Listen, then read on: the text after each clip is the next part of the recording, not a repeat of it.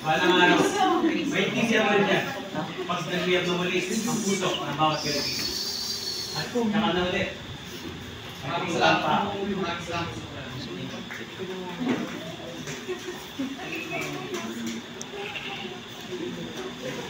Opo, kung bilang.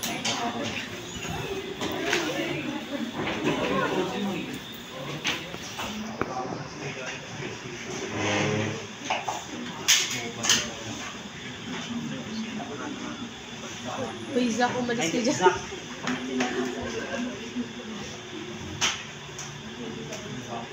Noong ika-22 ng Marso, taong 1897, pinanap ang Tejeros Convention sa San Francisco de Malabon, Cavite. Dinalawan ito ng dalawang paksyon ng magdiwang nila Andres Bonifacio at Pantalo Emilio Aguinaldo. Ang pagtitipon na ito ay isang leksyon ng paghalal kung sino ang bumuno sa pamahalaang Mexican. Sa pagtitipon din na ito, wala si General Emilio Aguinaldo na halal bilang pangulo sa pamahalaang Mexican. Sa kadahilan ng naging paglaban ito sa Espanya. Kaayusan at katahimikan, ang mga kasama, bago natin simulan ang halalan, nais ko munang tiyakin kung anong pamahalan ba ang ating tatanong. Mamaya pala magtatanggal ako ng polo kasi bago ko titig sa tatanggalin bandila ko itong mamaya dahil sundalo matipunan ay simulan sa puli si na sundalo nangulugan nakikinig ano. Tatanggalin ko ito kaya medyo bagalan mo yung basa dun sa ano. Dun sa part ng ano, sinusugod. Lilipas ang ilang araw.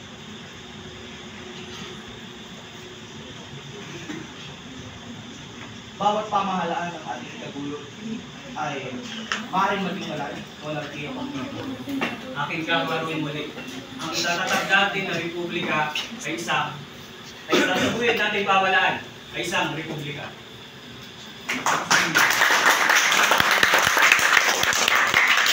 Ngayon, pili na tayo ng isang pamahalaan. Ay ngayon, pili tayo ng mga opisyales. At ang tanging hiling ko lang sa inyo na dapat natin masugin at tanggapin at higala ang anumang resulta na mangyayari dito. Ngayon, magsimula tayo magdumina ng isang pangulo. Di ba, napagkasunduan na natin, si Supremo, ating magiging pangulo. Saan na yun? Na dapat, nadeklara na natin pangulo, si Supremo, Andres Bonifacio. Saka na tayo mag-nomina ng Vice Presidente. Ang pag-usapan natin ay gawing formal at opisyal ang paghalal sa Supremo. Kailangan natin gawing formal ang halal. May katuwiran si Ginoong Perona. Kailangan natin mag-alal ng mga nominado. Kung gayon, Inonominado ko si Supremo Andres Bonifacio bilang Presidente. Inonomina ko naman si Mariano Diaz. Ang inominado si Ginoong Gabriel Bulano sa pagkakapresidente. ang bawat isa ay bibigyan ng papel. Ito ay magsisilbi bilang isang balota. At pag-tiklupin ang ilagay sa tahol. Yan na sa harap.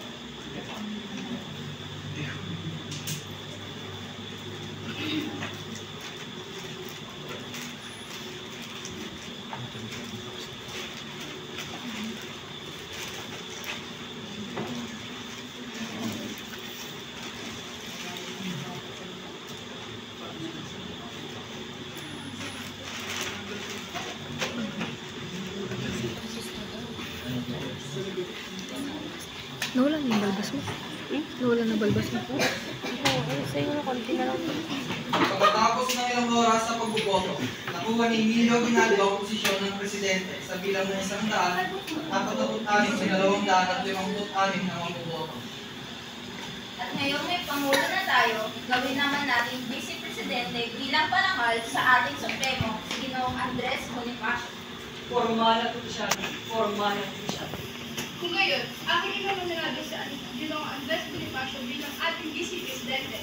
At akin naman inonomina si Mariano Diaz bilang Vice Presidente. Makalipas ang ilang oras, natapos na ang botohan sa 5 posisyon sa pamahalaang himagsikan at isa-isang iniyag ito ni Andres Bonifacio ngunit nagkaroon ng problema. Ito na ang mga naalal na mga pinuno sa pamalang ibagsikan. ang Presidente Emilio Aguinaldo.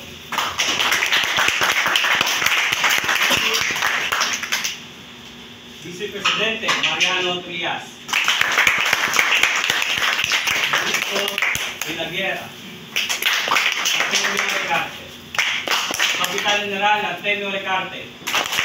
Ministro de la Guerra Emiliano de Dios. At ang Ministro de Interior Andres Bonifacio.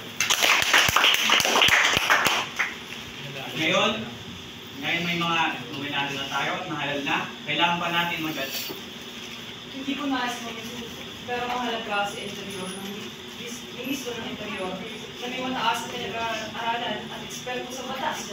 Hindi po ba na hindi karapat dapat si Supremo Andres Bonifacio dahil lang naman siyang pinag-aaralan? Bakit hindi natin piliin si Jose de Rosario bilang Ministro de Interior na tunay namang mabatas? Nandili lang. Di ba yan ang pag-usapan kanina? Na ikagalang sa respetuin ang anumang resulta ng halalan. At ngayon ako nang nahalal sa pinakamaliit na pwesto sa gabinete na nagpuprotesta. Ano mo gusto mo? Ayun ka. Ako ang sinabi ni Terona ay sunod lamang at iisa. Wala akong pakialam. Magdulo tayo dito. Ayun ka. Huwag Supremo. Tao no. Tao niyo ko. Aking pinapawalang bisa ang halalang ito at walang saysay bilang pinuno na rin ng katipunan at bilang pinuno ng halalang ito.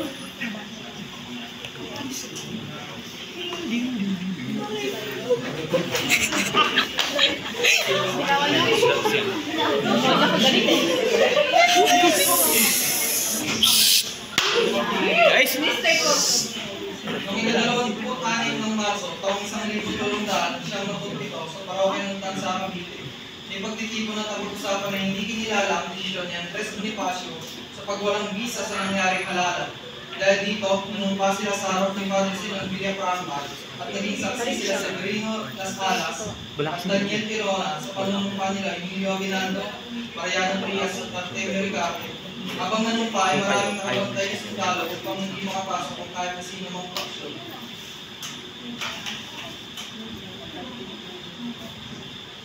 Ngayon na lang po nang ibig kong sabihin sa aking mahal Supremo. Sa pagliyab ng aking puso, namulat ako sa katotohanan. Mabuti yan, Javier. Kahit ako'y wala na. Sana'y pagtanggol mo pa ang ating bayan.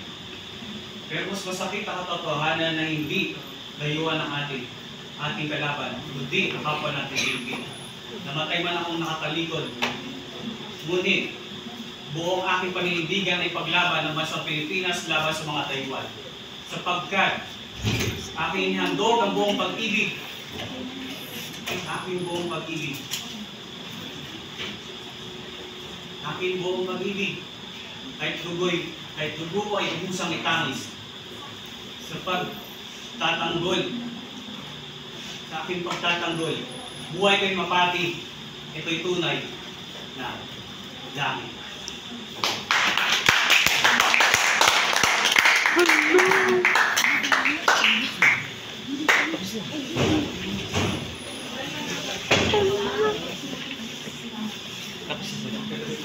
Tulungan niyo muna ako mag-exam. Salamat po, maraming salamat.